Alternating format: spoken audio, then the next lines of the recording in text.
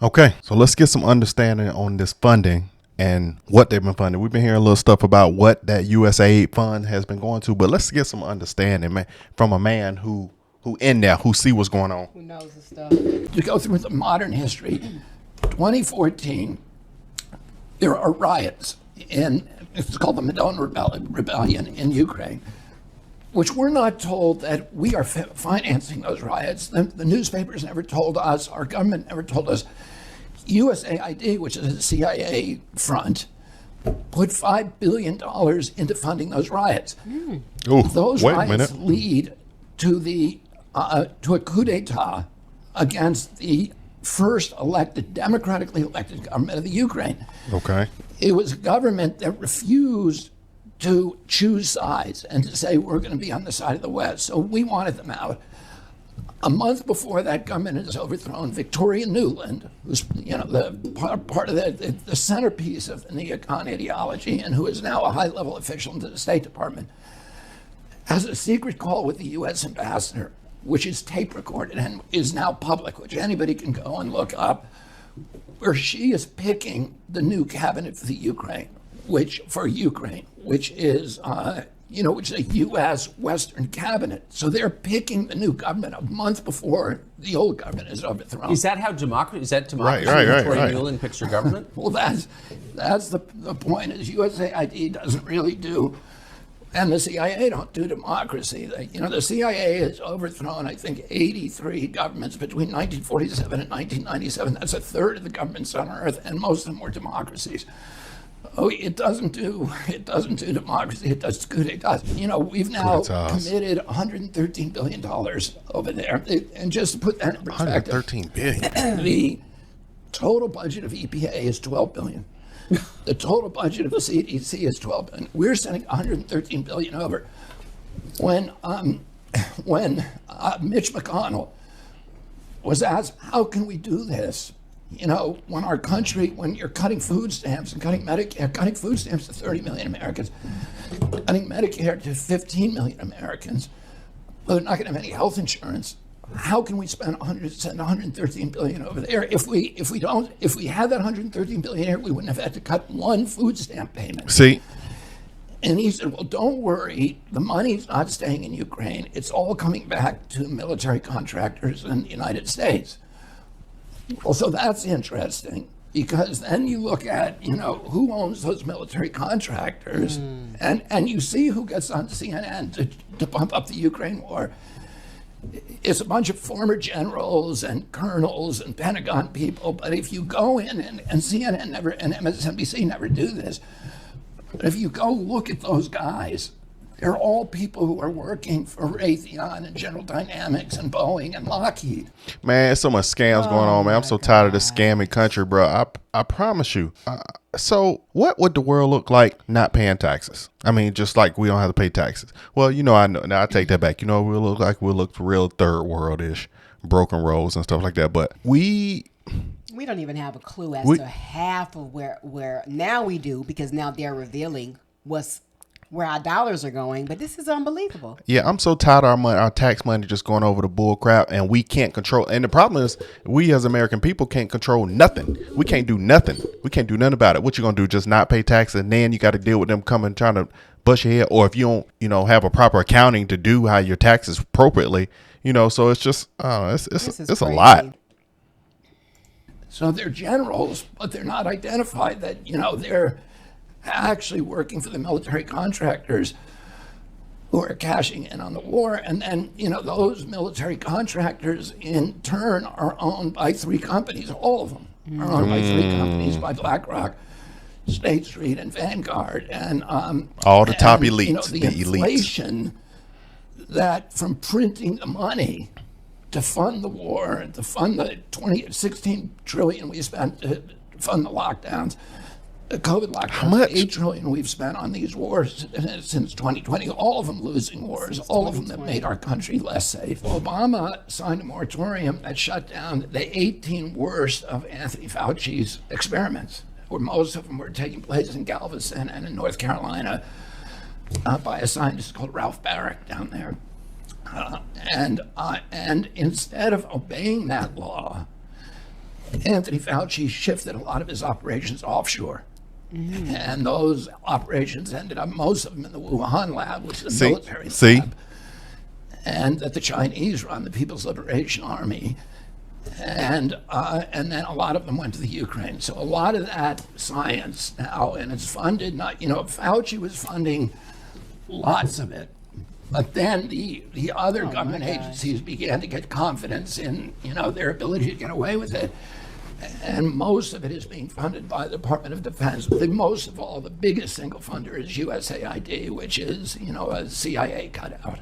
Wow. My father and my uncle were the party of anti-war. My uncle was asked by his best friend, Ben Bradley, one of his two best friends who ran the Washington Post. Talking to Mike, too. Let me make sure I'm in. Yeah. Wow. Okay. What do you want on your gravestone, your epitaph? And my uncle said immediately he kept the peace. He said the primary job of a president of the United States was to keep the country out of war. He said he didn't want children in Africa and Latin America and Asia, when they heard about the United States of America, to think of a man with a gun. They wanted them to think of a Peace Corps volunteer and the Alliance for Progress and USAID, which were programs that he created to build the middle class, to end run the oligarchs, end run the military juntas that used to receive U.S. aid.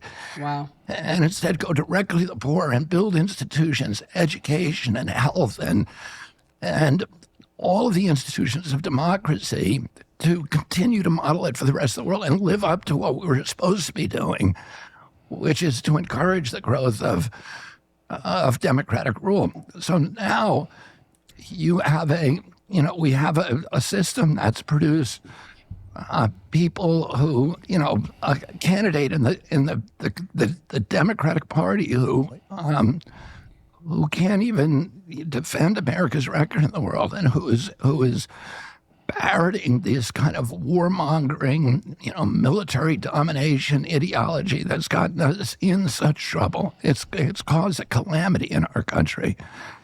It's gutted the middle class. It's made us a pariah around the globe. It led to the rise of BRICS. It's leading to the rise of totalitarianism all over the world. See, and in this country, we don't have to be where it's just the poor and the rich, but the rich want to keep making it like that, where there's no middle class. You still need a middle class in your economy. Not everybody, the middle class never want to be poor, but the middle class also don't know how or don't necessarily want to be rich. So you can't go and wipe out a whole middle people because y'all wrongdoing. The middle class could survive strongly if you stop funding stuff. I mean, you can keep the gas low as possible. You can keep everything low, and you really can have things still looking like 10, 15, 20 years ago if we stop spending money wrong. Literally, our country would not have to change. Housings would be up. People would be affording. All could get in houses.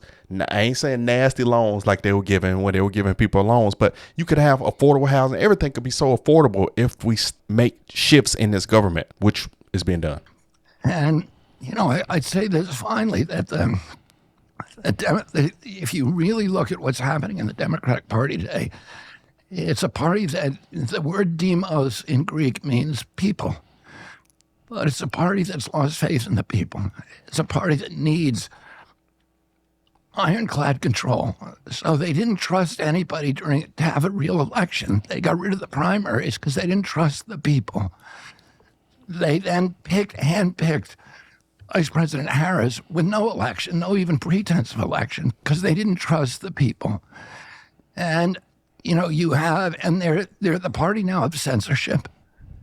And how can you have a democracy with censorship? You cannot have a democracy. They're absolutely incompatible. And everybody knew that. Everybody, you and I were raised reading Orwell and Aldous Huxley and Robert Heinlein and Alexander Solzhenitsyn and all of these other books that were part of classical literature that was taught in every American classroom. It said the first step to totalitarianism begins with censorship. It's the first step down that slippery slope. Control the voice. And there's no time that we look back in history and say the people who were censoring speech were the good guys. They're always the bad guys, because we know that they're the guys who are going to end up cracking the whip on us all and you know, being our overlords. I think people, they wanted to control us so bad, and that's why they hated Trump to the T. They hated everything about him. They hate the changes he wanted to make. He was going to expose people, and the totalitarian system that they were going for, that they were going to accomplish. I gave them if they would have got 2 more presidency, this world would be looking like crap. So go ahead. I mean, the oversight wasn't there because they continued to create loopholes and spend the money without accountability. And it's only so much information that we're going to have access to as a public. And we're not even thinking about, you know, some of us, there may have been others that had tapped in who are deeper into investigative reporting and covering certain things about economic and policy. It's crazy. So now that we have a level of oversight, now we're getting to the nitty gritty. It's time for our dollars to really go where it counts over here. I'm just so glad. I can't say how glad I am now that things are being done. Maybe now we can shift some things in, you know, education. We don't know how it's going to turn out, but that's the a good mere question. fact of really being more accountable and putting the money where it's needed than versus just allowing it to go, you know, carefree. So things are going to be shifted. So I'm looking at the policies very closely. And I'm curious to know, since you're in the educational space, do you feel like this will affect you being in education space, or this will only be to the good of what's going to happen in education space? Like, do you feel like it's pulling away gatekeepers so that, you know, a person that deals in that space? Well, that's one thing that there is a concern. However, you know, once again, if you're having the right people in position, if it is shifted back to you know, government based off the state. But I feel like even though if it does happen that way, there still needs to be some form of committee that's going to be an oversight committee to the states. Yeah. What are they actually ending? I don't it's not said yet. The policy is they're working on some things. There are some things that, of course, there's funding is a major aspect. Some of the laws they want to, you know, make sure that they're still going to continue to be in place and any adjustments that need to be made. But if they're the right, I feel like there should still be like a group, a small committee of where they're still, you know, central to the United States where they can have checks and balance. Okay, I get it. I see. Because I think there's always some level of checks and balances. Do you in the end? But because did you see how they cut from the, was it the DUI program? Was it? Not DUI. I'm trying to think of a program where it was 10,000 of these workers and they cut it down to 240 people.